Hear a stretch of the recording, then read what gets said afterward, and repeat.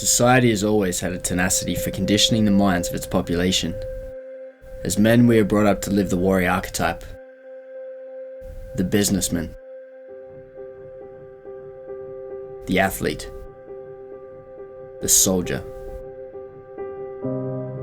What greater example of the ultimate warrior archetype in the minds of young men is the image of James Bond. Smooth, calculating, a killer. This is a story about the life of the real James Bond.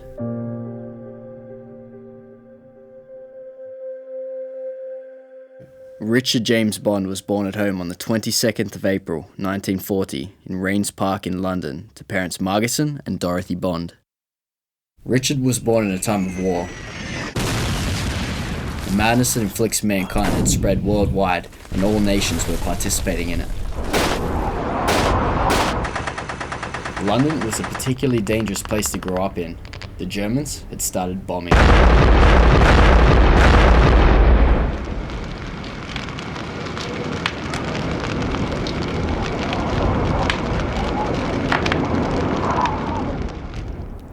With his siblings and 100,000 other children, he was evacuated out of the country where they would be safe. At 19, he joined the paratroopers. The paratroopers were elite soldiers, which meant training was rigorous and dangerous. Men had been known to die during it. The training was designed to encourage a spirit of self-discipline, self-reliance, and aggressiveness. He had many postings overseas, in Cyprus, Bahrain, Borneo, Aden, and Singapore.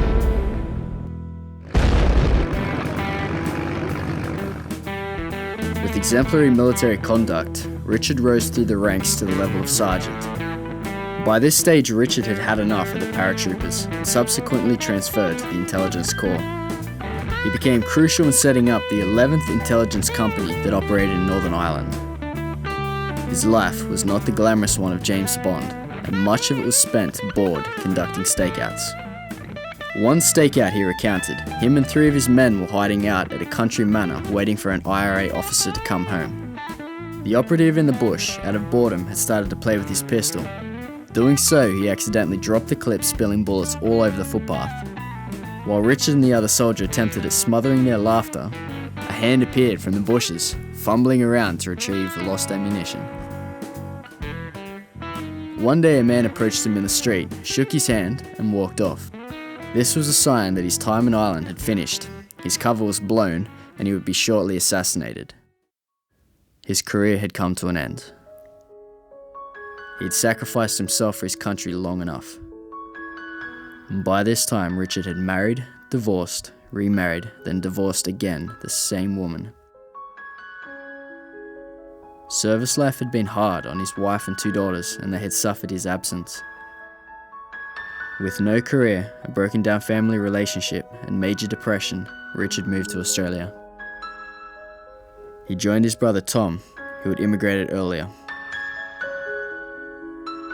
He seemed very flattened by his life experiences, very reserved. He had realised that he'd lost time with his family, that there was a sadness connected to that. He sort of looked like somebody had stepped away from the community a little bit, and a bit sad.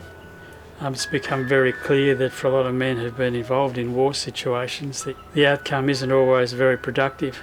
It becomes very hard for them to come back into the community and pick up where they left off.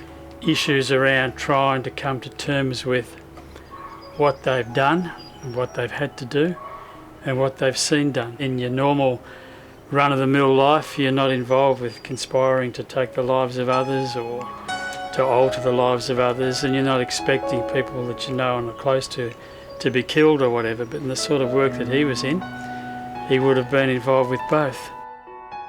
Shortly after, he was diagnosed with lung cancer. He was admitted to the Royal Adelaide Hospital.